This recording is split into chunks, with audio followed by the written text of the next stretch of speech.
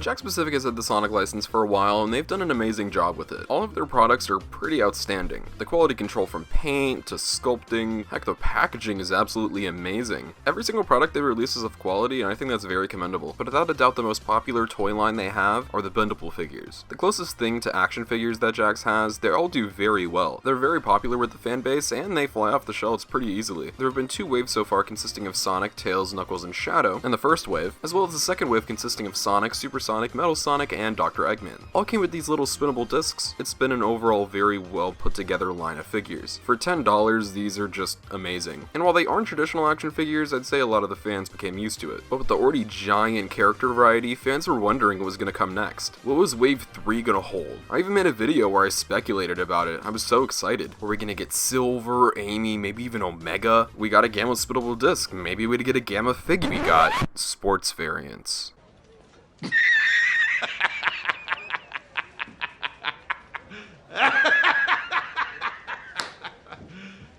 You serious? I'd say this fan base collectively was very disappointed with this news. Mainly the collector community. Not all Sonic fans really care about merch. But if you guys know something about the collectors, we love ourselves some character variety. One of the things holding Tommy back was the excessive need to have out a bunch of different variants of characters we already had. I'm sure you guys remember black and white Sonic and Tails. Oh, don't forget about translucent Sonic and Tails. Oh, what about pixel Sonic and Tails? Yeah, it was ridiculous, and we were hoping that JAKKS didn't fall into that same trap. And while this isn't the exact same thing, these are new figures, kind of. They are the same characters, and it would have been cool to see some new ones. But our wishes and wants don't really matter if the figures are good. So how did Wave 3 of the JAKKS Pacific Sonic the Hedgehog figures turn out?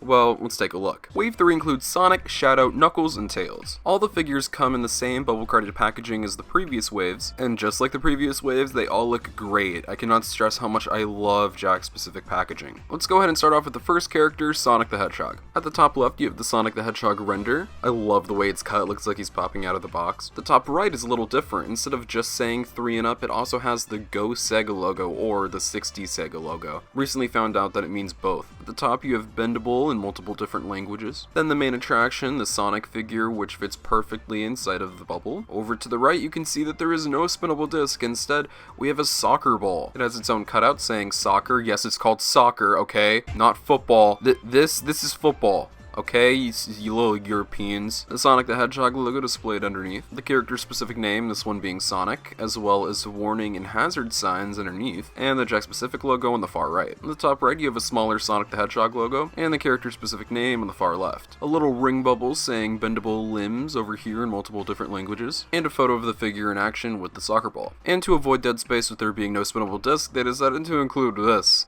Stats? Yes, these are character statistics that include agility, speed, and strength. Sonic, of course, has max speed, pretty decent agility, and alright strength. At the bottom, it says collect them all in different languages, along with photos of every figure in the line, including Sonic, Knuckles, Tails, and Shadow. The bottom of the box is nothing crazy, just a couple of warning signs, hazards, manufacturing information, as well as the JAKKS Pacific logo and barcode. Alright, now that we get the box out of the way, let's go ahead and dive into the figure itself. Now, just because I stated I wanted other characters doesn't make these figures bad by any stretch of the imagination, because this is pretty fantastic. JAKKS didn't take any shortcuts. These are new figures, and in fact, this is a better figure than the first 2 Sonics that we got in previous waves. His eyes are halfway hidden under his eyelids, which make him look much more expressive. Aside from some paint splatters around his ears, the paint is really good here. The white from his eyes doesn't bleed into his muzzle, which is great. They gave him a smirk as well, which a lot of other Sonic Master Toy partners haven't been able to do properly. This is as close as perfect as you can get to a Sonic smirk. This is so good. Their new hands to make him look more natural when it comes to playing sports. Both are open opposed to having a thumbs up or fist. And of course, to make this more sports oriented, he has his Green Hills soccer jersey, even though I think they wear shirts in soccer. I don't know, I think it's boring. It's not completely attached, as you can see. It's broken up in the back by his spikes and tail, so that means it's easily removable. And I mean easy, you can slip this thing right off. And boom, it's like a new Sonic figure. He looks pretty good if I say so myself. He has his standard legs, which are a little chunkier, so the wires can fit inside obviously, but he also has his amazing shoes and socks, which are painted pretty well Pretty much no bleeding, which is always good. At the bottom you have the treads with the Sega and JAKKS copyright. And what makes this a real sports figure, the soccer ball.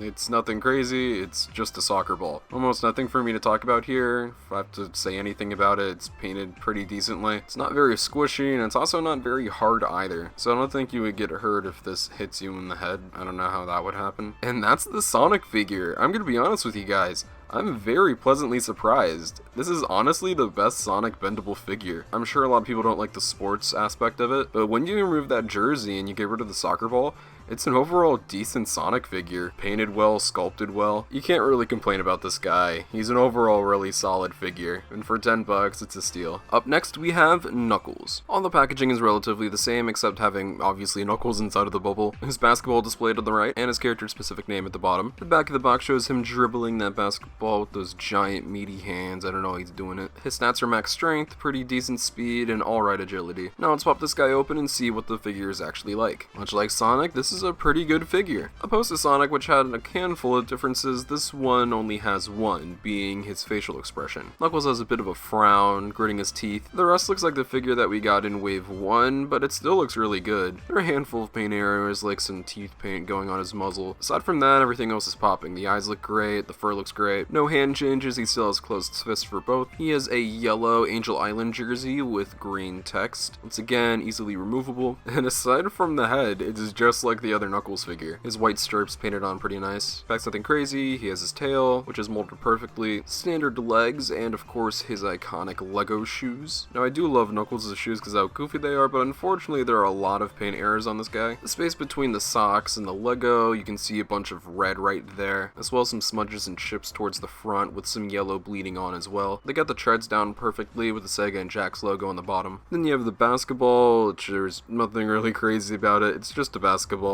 It's only orange with some molding to make it look like a basketball. Yeah, nothing crazy, nothing bad or good, it's just a basketball. Excluding some of the paint errors, this is still a very solid Knuckles figure. He's molded well, the paint colors are really good. I would have liked if he had at least one open hand, but other than that, this is a very solid Knuckles figure. Up next is Sonic's right-hand man, Tails. Very excited for this one as JAKKS nailed Tails last time around, so let's take a look. Much like Knuckles, there are no major box differences, just some of the same ones that Knuckles had, including Tails being displayed in there with his volleyball to the right, as well as his character-specific name at the bottom. On the back it shows Tails about to serve that right to your face. Tails has almost max agility, pretty good speed, and alright strength. Poor Tails gonna get that extra point in agility, rest in peace. Now let's open this bad boy up and see if he's as good as the last Tails figure by JAKKS. Much like all the other figures, Tails has a different head. Now having an open mouth, which you should probably close that, some bugs might fly in there, buddy. It's painted really well and it looks really good. His bangs are their own piece, but it transitions very well from his head, not looking distracting whatsoever. There are no changes to his hands, they're actually just positioned in a different way this time. He's wearing a red Starlight jersey with a volleyball. Pop that off and it's almost like a brand new Tails toy. His legs look good not being too long and his shoes are painted almost perfectly. I love when toy companies can add the little gray around his socks and gloves. Treads and trademarks are standard affair, and Tails wouldn't be Tails without his tails, and they look great. Painted and molded nicely, but I do think that a rotatable version would have been a nice touch. Volleyball's cool. I'm sure all of these are the exact same ball, just with different cuts in them to make them look like different kinds of balls. Once again, it's just a ball. It's so close to the original, but I think the mouth kind of takes things away from me. I actually prefer the original version slightly more just because of that. This is still really good though, and I wouldn't pass it up. Last but not least, we have the edgy but soft boy himself, Shadow the Hedgehog. Once again, no major box changes except for Shadow the Hedgehog being displayed along with his soccer ball again. It's just another soccer ball. Shadow's character-specific name displayed under the Sonic logo. Shadow throwing up that black power fist along with his little soccer ball underneath. And you can tell that the folks over at JAKKS Pacific are Shadow the Hedgehog stands because they gave this guy some nice stats. I don't know why they made him the most powerful character. I guess because he's the ultimate life form, so good on you for canon, JAKKS Pacific. Now let's pop out Shadow and see if he compares to the original Shadow from Wave 1. Much like Sonic, I actually like Shadow more from his Wave 1 counterpart. There's something about him that looks much better. It might be the coloring and also his eyes. It looked a little more wonky in the first version. This one looks much better. While Shadow still has his neck, it doesn't look as noticeable, most likely because of the jersey, but you know. Shadow as a frown looks pretty good, even if there is a noticeable paint error. He has the same hands as the first version, and his jersey says Studiopolis, which doesn't make any sense as that's a Sonic Mania stage, and Shadow wasn't in Sonic Mania. Sorry, Jackson Seg, you guys gotta take the L on this one. Once you remove it, it reveals his chest hair, and it looks pretty normal, molded very nicely. Back looks great, all the spikes are perfectly molded and painted. Shoes are almost perfect, but some of the ring paint gets onto the shoes, and I'm sorry, it's just,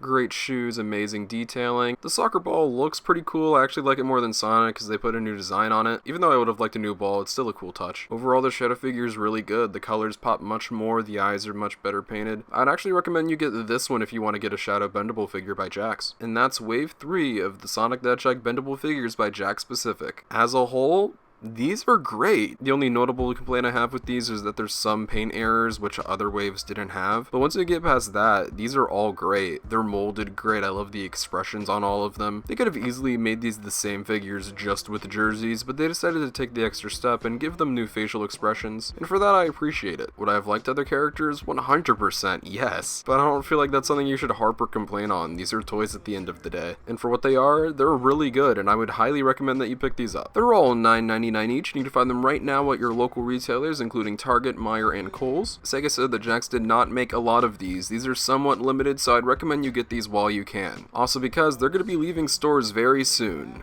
for the future of JAKKS Pacific Sonic toys. See you guys in the next one. Peace out. Everything that's evil made me feel alive. I know my niggas on the south side got my back tonight.